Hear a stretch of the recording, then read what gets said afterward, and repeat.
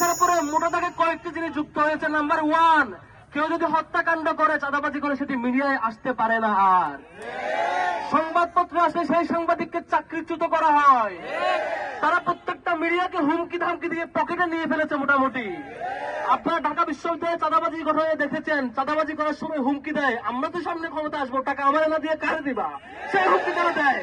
সারা দেশে সেম হুমকি দিয়ে দিয়ে প্রত্যেকটা সংবাদপত্রকে তারা কন্ট্রোল করতে চায়। আপনারা দেখেছেন যুব দলের নেতাকর্মীরা যখন ঢাকায় পাথর মেরে একজনকে হত্যা করলো, সেই সংবাদ যখন যুগান্তরে আসলো, যুগান্তরে সেই সাংবাদিককে চাকরিচ্যুত করা হয়েছে কয়েকদিন পরে। এইভাবে করে প্রত্যেকটা পত্রিকাকে তারা হাতের মুঠোয় নিয়ে আসলো, যাতে করে আমরা আর জানতে না পারি। কিন্তু এই যুগে, জেনজির যুগে এইসব ধাপ্পাবাজি আর চলবে না।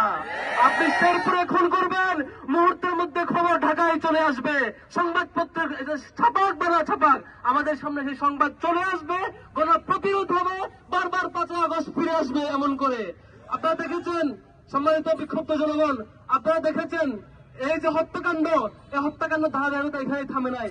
আমরা দেখেছিলাম সেই 14 জুলাই এই ঢাকা বিশ্ববিদ্যালয় এলাকায়, 14-15 জুলাই ঢাকা বিশ্ববিদ্যালয়ে ছাত্রলীগের সন্ত্রাসীরা ছাত্রীদের উপর হামলা করেছিল।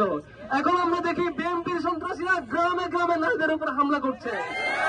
শোন তাদের উপরে শোন, এই যে নারীদের উপর হামলা করা, এই যে প্ল্যানের অংশ, তারা মিডিয়াকে কন্ট্রোল করা, সবকিছু কন্ট্রোল করা, আবার নাটক মঞ্চস্থ করে, লজ্জাহীনতার বহিঃপ্রকাশ, তারা মঞ্চে আবার নারীদের ডেকে নিয়ে এসে নাটক মঞ্চস্থ করে।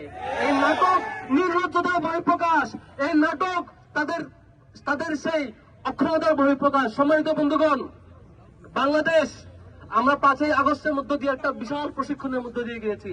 আমরা জানি কিভাবে আর্মি, পুলিশ অফিসার থেকে শুরু করে সবাই নিষ্ক্রিয় থাকলো, কিভাবে সন্ত্রাসের বিরুদ্ধে গণপ্রতিরোধ গড়ে তুলতে হয়, সেটা আমরা জানি।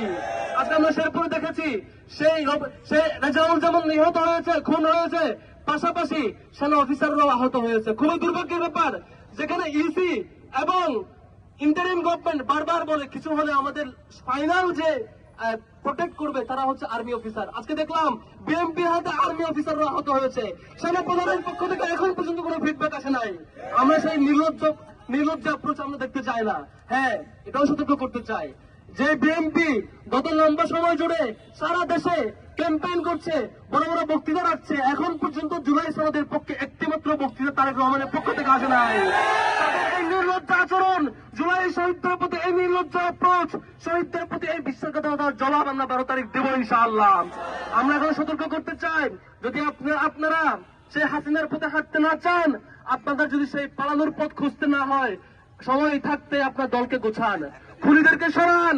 সেই 12 তারিখ যাতে জুলাই গণঅভ্যুত্থানের পক্ষে, হারাপুরের পক্ষে মতামত দেয়, সেই ক্যাম্পেইন আপনারা শুরু করুন। আপনাদের নারী আক্রমণকারীদের বিরুদ্ধে ব্যবস্থা নিন। যদি ব্যবস্থা না নেন, অতি শীঘ্রই দলীয়ভাবে ব্যবস্থা আমরা ধরে নেব। আপনারা সাংগঠনিক সিদ্ধান্ত নিয়ে খুন করছেন, আমরা ধরে নেব। আপনারা সাংগঠনিক সিদ্ধান্ত নিয়ে সরাসরি আপনার কমান্ডার নারীদের উপর আক্রমণ চলছে।